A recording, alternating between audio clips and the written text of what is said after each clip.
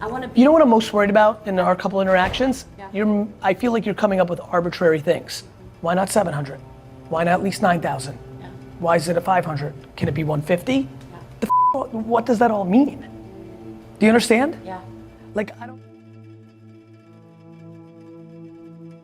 The moment I walked in that room and saw all of these incredible entrepreneurs, I knew I was in the right place because the convos were about growth and leadership and serving people and paying back and helping others and resources and solutions and action taking, and the strategies were better. There was something different in this room than any other room I had ever been in my life. And so even though it was a struggle to get there and be there, I knew I was in the right place. On day 2, I actually had an opportunity to present my story and my business to the Mastermind. I kept it short because I was really nervous, but I explained the journey we had been on, that I was a single mom on welfare, that my husband and I met and got married in 13 days, and that I had gone viral on purpose. Once I finished sharing, the room exploded with hands up, ready to share solutions, resources, next steps, ideas for our business. And I had never been in a place where people were all excited to help. It was a beautiful thing. And Russell shared a really strong piece of advice with me. He said, I think it's time for you to create a coaching program. Reluctantly, I said, I know, people have been asking for it for a while, but I'd been watching the coaching industry and I didn't really like it. I didn't like the way it all felt like this pyramid of coaches coaching coaches who only coach coaches, and nothing against them, but it just didn't feel right or aligned for me. And Russell shared one line that changed the game for us forever. He said, what if you called it a mentorship? Call yourself a mentor instead of a coach. Suddenly, it clicked for me. So I put out the post on social media. I took the advice of my mentor, who I could tell genuinely cared about me and my growth and success, even though he didn't know the full struggle we were going through. 1 month later, and 86 sales calls later that I took myself, we had 21 students in my mentorship program.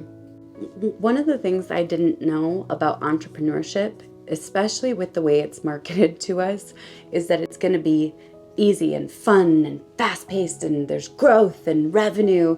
I had no idea how many ups and downs there would be. It felt like for every victory, there were 3 small setbacks, or 2 big victories and everything falls apart, or your tech breaks, or someone leaves your team. What's wild is at every single step, there's a new level of struggles. And sometimes people ask me, do you ever think about quitting? I would be lying if I said that thought does not cross my mind at least once a month. And I sometimes catch myself looking at CMO and director of marketing positions on LinkedIn just to see what if? Would that be a little bit easier? But the truth is, entrepreneurship is this wild roller coaster, and you will at every single level of success experience a new level of problems and things that you have to fix and ways that you have to grow. And it's almost like holding this really big magnifying glass up to yourself and then looking at yourself in the mirror. Business is a mirror for your personal growth, and it is one of the fastest crash courses in personal development you will ever take, because you either have to grow as a leader or completely tank your company. There are certain successes, wins, breakthroughs in business that are just plain and simple game changers. It breaks a chain. And that year of business, after that incredible advice from Russell in the inner circle, that was a year of breaking chains.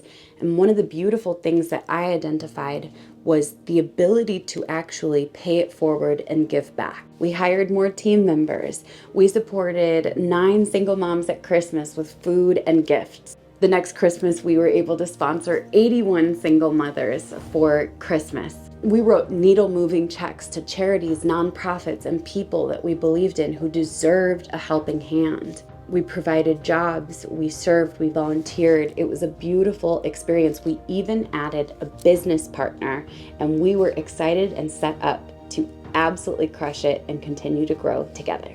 Fast forward a couple years and we roller coastered our way to 2 businesses that were thriving. Freelance work and agency work with clients done for you, and education and mentorship. Both businesses were doing somewhere between $70,000 and $90,000 per month.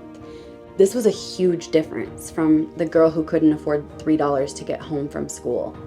But there's one thing I had really forgotten throughout this experience and journey. I was invited to a private mastermind in New York with Gary Vaynerchuk, and there he asked me a really important question.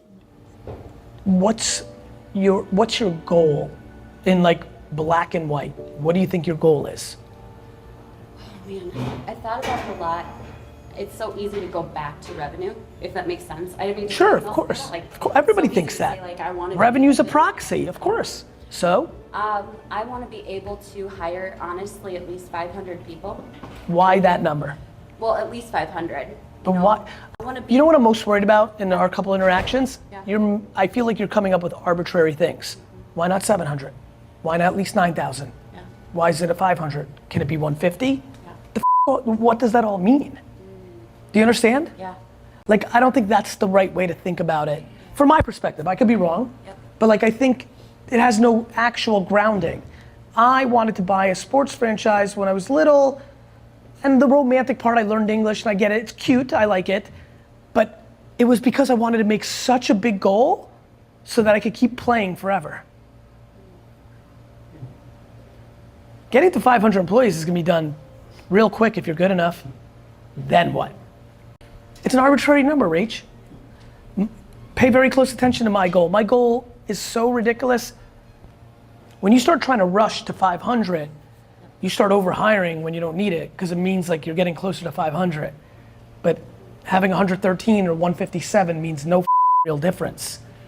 What are you gonna do with the money? Like, what do you need? You need to really figure yourself out, because once you figure yourself out, you're cruising. You start rolling. Once you figure yourself out, nobody has leverage on you. Because once you understand yourself, you start putting yourself in positions to not let people have leverage on you. And I don't want to let you do that. You know? Ooh, this is heavy. It's super heavy. It's really good. Sorry, I'm pregnant. But Rach, it's good stuff, you know what I mean? Really you have to go to that next place, because you're just throwing things at the wall, and I get it. The problem is it's gonna feel real empty when you get there. In that moment, it hit hard, because there was a huge part of me that knew exactly what he was talking about, but still a part of me that was like kind of stubborn and thinking, I know better, I won't fall into that trap. There's no way. Meanwhile, I neglected my marriage and friendships. I neglected some of the things that were actually part of my why, the reason that I started all of this to begin with. And I got really lost from my initial mission. What Gary shared with me got my mind thinking about the importance of relationships and not focusing on the wrong numbers, such as number of employees or revenue. But most importantly, I knew that my husband and I needed to work on our marriage, because it had been completely neglected in the build of these businesses. I still loved him with all my heart, but a divide had grown between us. We weren't communicating. We weren't seeing each other. It was almost like we were missing each other completely, like 2 ships in the night. So proactively, we went to a marriage retreat in Jamaica to focus on our marriage, thanks to the advice from Gary Vaynerchuk to not focus on arbitrary numbers. Day 1, we get to Jamaica, and we are so excited, because finally we're gonna focus on us and really and truly kind of reestablish the foundation that we first had that kind of had gotten a little bit shaken. I could actually take a week off from business. So I was able to check out for a week, completely focus on our marriage, and honestly leave feeling excited and renewed and back on the same page. Day 1, we arrive, we're so excited. Day 2, we're sitting by the pool waiting for the conference to start, and suddenly we got a text that was about to change everything. Okay.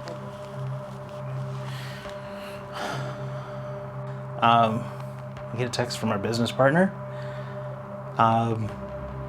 which we've had for a couple years at that point, and we were really close. It felt like, you know, a brother to us, and he just ended up texting us something just an ominous text. And you get that gut feeling when you read something like that where it just says, we need to talk.